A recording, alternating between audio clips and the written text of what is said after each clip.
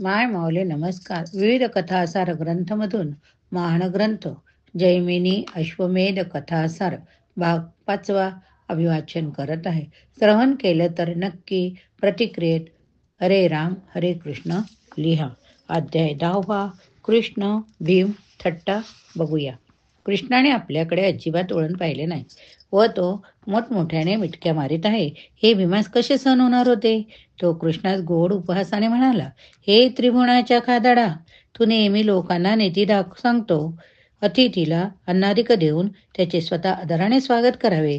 येथे मी केव्हाचा तुझ्या दाराशी उभा असून सुद्धा तू मला ये भीमा आपण जेऊ असे न म्हणता उलट मला खिजवण्यासाठी मोठ्याने मिटक्या मारतोस. तू मोठा अप्पलपोटा आहेस हेच खरे. देवकी आत्या, तुझ्यासमोरच तुझ्या मुलाचे असे वागणे तुला तरी हे कसे आवडले गो.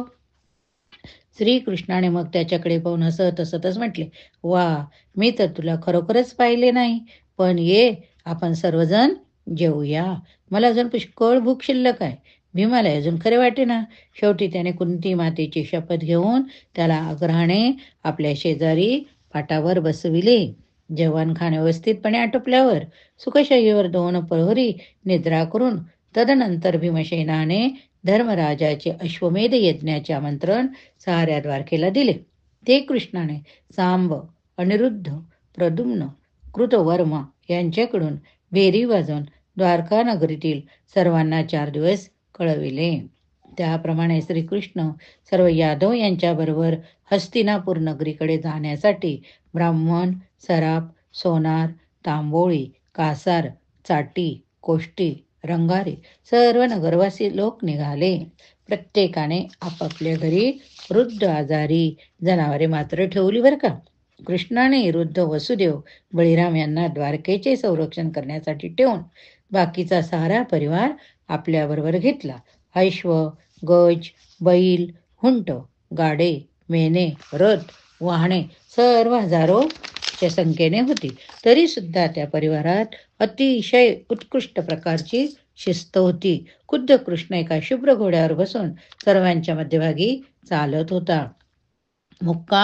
दर मुक्कामी त्रिकाळ मंजूर वाद्य वाजत असत. या प्रवासात श्रीहरीचा पतित उद्धराचा सहज स्वभाव सहज उमटला.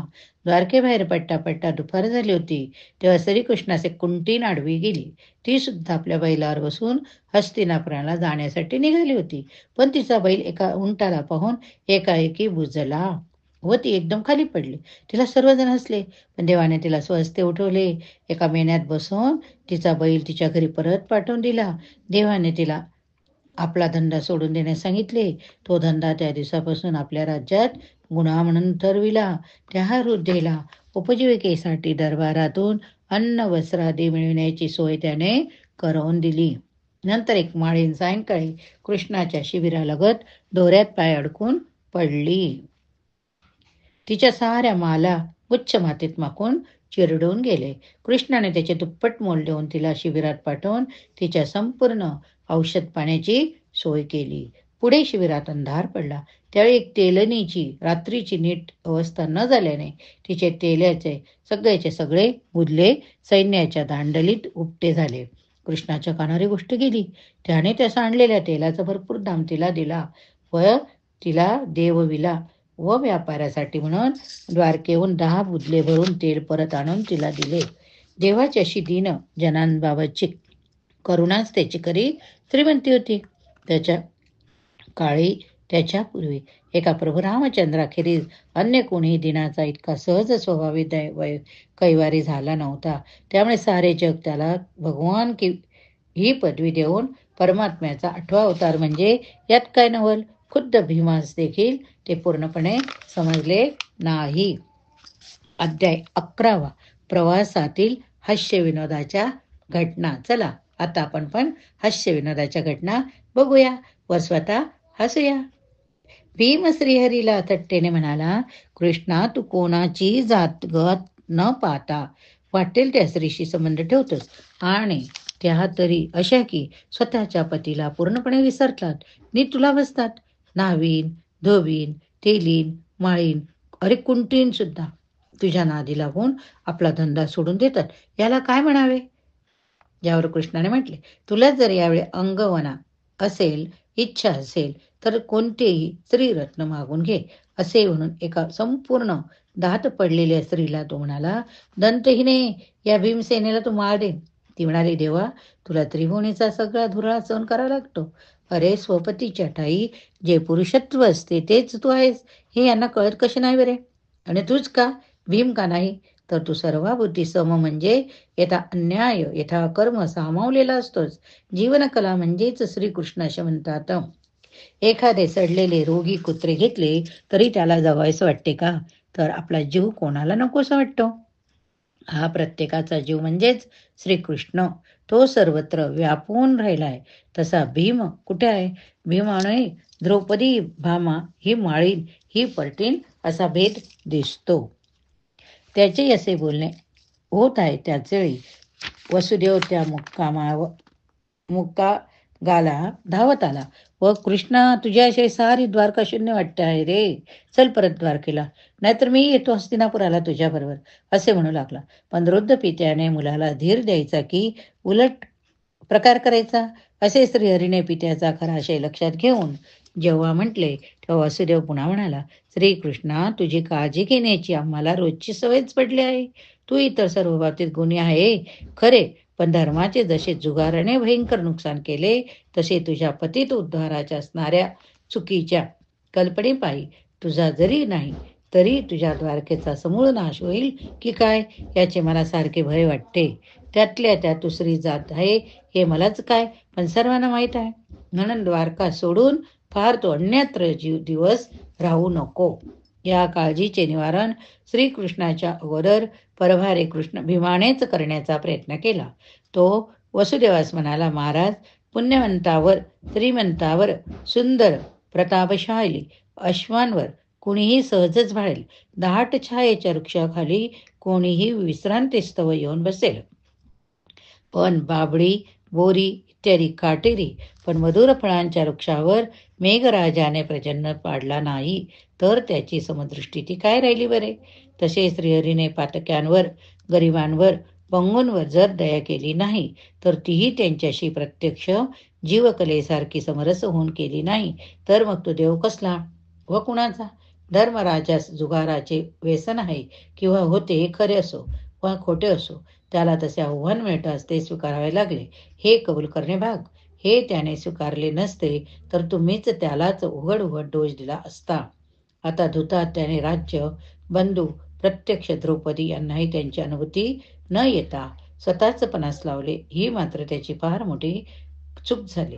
पण वनवास अज्ञातवास बघून आम्ही हा पापाचे क्षालन केलेच दोष आम्ही या पापाचे क्षालन केलेच हे कबूल करणे भाग. त्याने स्वीकारले नसते तर तुम्हीच त्याला उघड दोष दिला असता. आता धुतात त्याने राज्य, बंधू, प्रत्यक्ष द्रौपदी यांनाही त्याची अनुभूती न देता स्वतःच पणास लावले, ही फार मात्र गोष्ट मोठी चूक झाली. पण वनवास अज्ञातवास भोगून आम्ही या पापाचे क्षालन केलेच आहे ना. शिवाय धर्मनीतीने आम्ही दुःखे सहन केली म्हणूनच आम्हाला तुम्ही यादव इतर शेकडो राजे येऊन मिळाला, हेच खरे ना. पातकात, गरिबीत, व्यंगात एक प्रकारची शक्ती श्रीहरित्व असते. त्याचे पोषण नको का व्हायला? ही शक्ती म्हणजे गुप्त सुप्त सद्गुण विकास होय. भीमाचे हे श्रीकृष्णासंबंधीचे भाषण ऐकून वसुदेवाला मनातून बराच संतोष झाला. तथापि त्याला जी रुखरुख स्वतःच्या मनातून वाटत होती ती काही त्याच्या बोलण्यामुळे कमी झाली नाही. पण त्याने ती उघडपण बोलून दाखवली नाही. तो कृष्णादिकांचा प्रेमाने निरोप घेऊन द्वारकेस परत निघून गेला. पुढे प्रवासात असताना मार्गातच एक सुंदर सरोवर लागले, म्हणजेच पुष्कर तीर्थ होय. पुष्कर तीर्थ तुम्ही बघितलेच असणार. त्यातील स्वच्छ, शांत, निळ्याभोर जळात सुंदर सुंदर कमळे पाहून देवाने रुक्मिणीला जवळ घेऊन हळूच म्हटले, कमालीने पहा, किती वाईट चालीची आहे ती वास्तविक दिनकराची स्त्री, पण तिचे लक्ष कधी हत्तीकडे जाते, कधी भ्रमराकडे जाते. भाषणपतीशी आणि विलास मात्र भ्रमराशी. हातात वीज धरवेली एखाद्या वेळी, पण स्त्रियांच्या अंतरंगाचा कुणालाही ठाव कसा अजिबात लागणार नाही. जो त्यांच्यावर विश्वास ठेवतो तो अंती संपूर्णपणे फसतो. यावर रुक्मिणी लाडी मृदू हास्य करून म्हणाली, वा वा, कसे अगदी उलट बोललात की हो आपण. पद्मिनीसारखी पतिव्रता त्रिभुवनात शोधून सुद्धा सापडणार नाही. अहो, हत्ती तसेच हंस देखील तिचे बालक पती म्हणजे सहस्रकार सानिध्यात असतानाच तिच्याजवळ येतात आणि तिच्या ब्रकेच होत. पती प्रवासाला गेला तरी बालकाला तनासी घेऊनच माता निसते हेच खरे असते ना. भ्रमर काळे का हो, तर पतिविरहाने त्याची माता कोमेजून जाते. म्हणून आणि दिवसाप्रती प्रेमाचे अमृत मिळताच ती फिरून प्रफुल्लित होते. स्त्रियांचे हृदय खोल असते हे खरे, पण पतीला नव्हे. पतीला आपल्या प्रेमळ स्त्रियांच्या खोलीची समग्र माहिती असते, कारण ती त्याला सर्वस्व देऊन टाकते. अशा तऱ्हेने हरीची ती रात्र किती समाधानात गेली असेल हे वेगळे सांगणे नको, पण दुसऱ्या दिवशी सकाळी उठताच त्याच्या संतोषाला सीमाच उरली नाही, कारण तो दिवस गोकुळातील मुक्कामाचा होता. त्या दिवशी रात्री कृष्णाला यादवाकडे पांडवाकडे बघायला वेळ दिसत नव्हता.